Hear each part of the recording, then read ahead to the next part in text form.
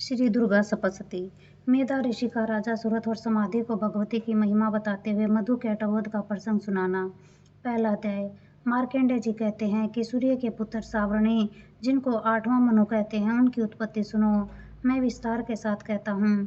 सूर्य का पुत्र भाग्यशाली सावरणी महामाया की कृपा से जैसे मनवंतर का स्वामी हुआ, वह भी सुनो। सवारोचिस मनवंतर के मध्य सारे भूमंडल पर चैत्रवंशी सूरत नामक राजा थे।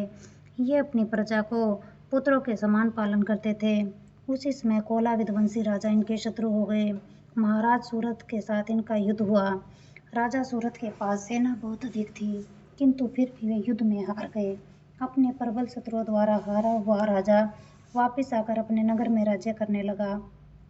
वहां भी उस दुर्बल राजा का खजाना व बल दुष्ट मंत्रियों ने हरण कर लिया। राज्य से हटाए गए राजा सूरत शिकार के बहाने अकेले घोड़े पर चढ़कर वन को चले गए। उस वन में राजा ने अहिंसक पशुओं से भरपूर तथा शिष्यों से शोभायमान महर्षि मेधा का आश्रम देखा। वहां मुनि ने उसका यथोचित सत्कार किया।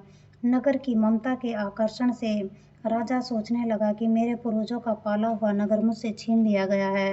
दुष्ट प्रजा का धर्मपूर्वक पालन करते हैं या नहीं। मेरा बलवान हाथी शत्रुओं के चंगुल में फंसकर न जाने कैसा कष्ट भोग रहा होगा। जो प्रसन्नता भोजन तथा धन के द्वारा मेरे अनुचर थे, वे अब दूसरों की सेवा करते होंगे। मेरा कष्ट से इकट्ठा किया हुआ धन अपव्ययी नौकरों के द्वारा बेकार के कामों में खर्च होने से समाप्त हो गया होगा। इस तरह की चिंताएं राजा को सताने लगी। राजा ने आश्रम के निकट एक वैश्य को देखा और पूछा, तुम कौन हो? आपके यहाँ आने का क्या कारण है?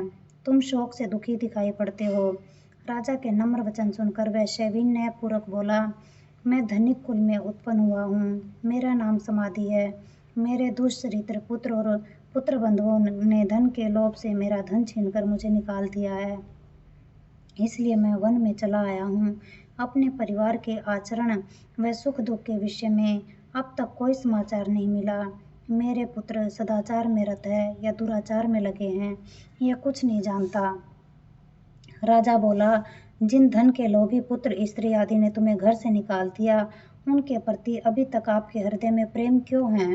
वैश्य ने कहा, आपने जैसे कहा वैसे ही मेरे मन में भी आता है, फिर भी क्या करूं? मेरे हृदय में उन धन लोभियों के लिए निष्ठुरता नहीं आती। जिस परिवार ने अपने पिता तथा सर्वस्व को त्याग दिया है, उसमें मेरा मन क्यों फंसा हुआ है? मैं जानता हुआ भी इस रहस्य को नहीं समझ पाता। उन दुराचारियों में मेरा मन फंसा है, पर क्या करूं? उन हृदयहीनों के लिए भी मेरा मन निष्ठुर नहीं होता। मार्कंडेय जी बोले कि हे विप्र, राजा और वैश्य दोनों ही मुनि के पास गए और नमस्कार करके दोनों बैठ गए। राजा बोला कि हे भगवान, मैं आपसे एक बात पूछना चाहता हूँ, वह मुझे बताने की कृपा करे। मेरा मन वश में न होने से कष्ट होता है। छूटे हुए नौकर चाकर खजाने आदि की मुझे चिंता है, और ये जानते हुए भी कि वे मेरे नहीं है, एक अज्ञानी की तरह मुझे उनसे मोह है। और ये समाधि वैश्य भी पुत्र स्त्री आदि द्वारा अपने परिवार के द्वारा निकाला हुआ है, किंतु इसका भी मन उन्हीं में फंसा हुआ है। इस तरह हम दोनों अत्यंत दुखी हैं। उनके दोषों को जानते हुए भी हम क्यों फंसे हैं? विवेकहीन पुरुषों जैसी मूढ़ता मुझ में और इस वैश्य में किस कारण से है? ऋषि बोले, जैसे विषय आते हैं वैसा ही समस्त प्राणियों को ज्ञान होता है। हे महाभाग, विषय सबके लिए अलग अलग है। कोई प्राणी दिन में अंधे हैं, कोई रात्रि में, और कुछ की दृष्टि दिन और रात्रि में एक ही है। ये सच है कि मनुष्यों में ज्ञान प्रधान है, किंतु उनमें ही नहीं, पशु पक्षी सभी ज्ञान रखते हैं। जो पशु पक्षियों का ज्ञान है वही मनुष्यों का ज्ञान है, जो मनुष्यों को ज्ञान है वही पशु पक्षियों में है। यह ज्ञान होने पर भी कि बच्चों का पेट भरने से हमारी भूख नहीं मिटेगी।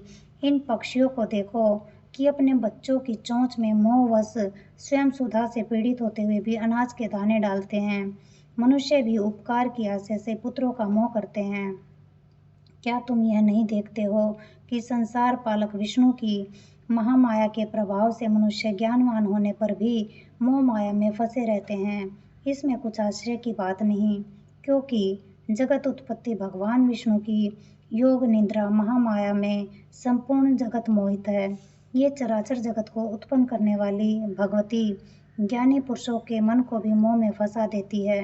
वही सर्वश्रेष्ठ ज्ञान स्वरूप मुक्ति देने वाली भगवती है, जो प्रसन्न होकर वरदान देती है। वह भगवती संसार के बंधन का कारण और सब ईश्वरों की स्वामिनी है।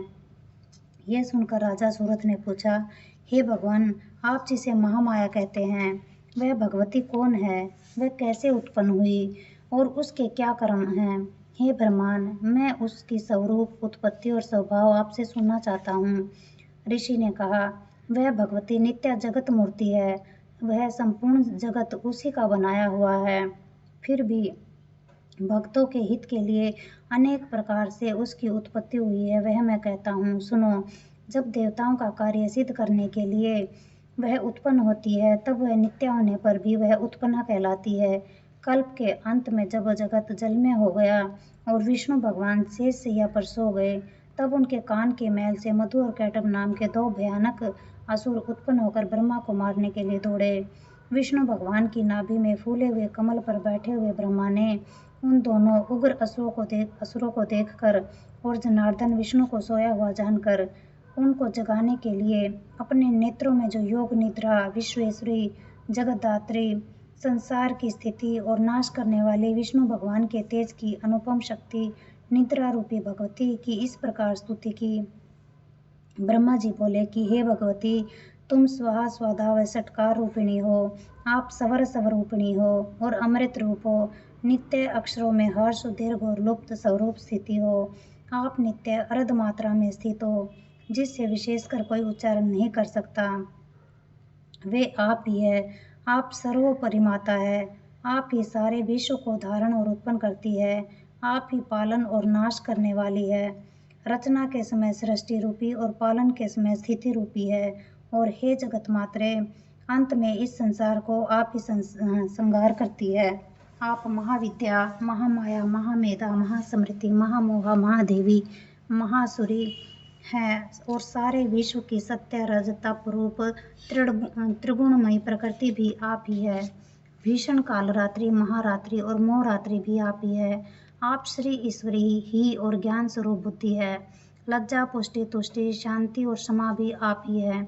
खड्ग, शूल, गदा और वज्र धारण करने वाली आप हो। शंख, धनुष, बाण, भुसुंडी धारण कर रही हो। सौम्या, सौम्यात्तर हो, अर्थात सभी वस्तुओं से बढ़कर सुंदरी हो। आप देवों में सर्वोपरि हो। हे अखिलात्मिक, संसार की सत असत वस्तु की शक्ति भी आप ही है। और क्या स्तुति करें। आपने संसार निर्माता, पोषक और विनाशक भगवान विष्णु को भी निद्रा के वश में कर दिया है। इसलिए आपकी स्तुति करने में कौन समर्थ है। मुझे और विष्णु को आपने शरीर धारण कराया है, इसलिए आपकी स्तुति करने की किसकी सामर्थ्य है।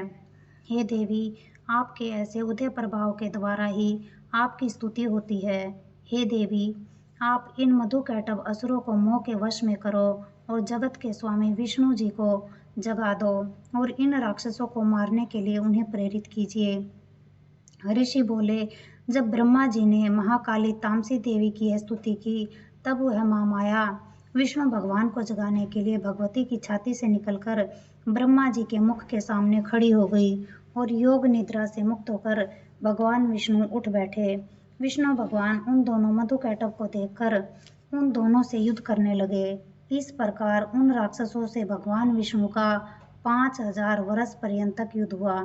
इसके बाद बल से उन्मत्त मधु कैटभ महामाया से मोहित होकर विष्णु जी बोले कि वर मांगो। भगवान बोले, यदि तुम मुझसे संतुष्ट हो, तुम दोनों मेरे हाथों से मारे जाओ, यही मेरा वर है। ऋषि बोले, हे राजन, जब ये दोनों वचनबद्ध हो गए तो सारे संसार को जल में देखकर उन दोनों ने कमल नेत्र भगवान से कहा, जहाँ भूमि जल में ना हो वहाँ हमको मारो। विष्णु भगवान ने कहा कि ऐसा ही होगा। कहकर जंगा पर दोनों के सिर रख चक्र से काट डाले। इस देवी का और प्रभाव सुनो, मैं तुमसे कहता हूँ। इस प्रकार मधु कैटभ वध नाम का पहला अध्याय समाप्त। जय माँ दुर्गे, जय माँ दुर्गे, जय माँ दुर्गे।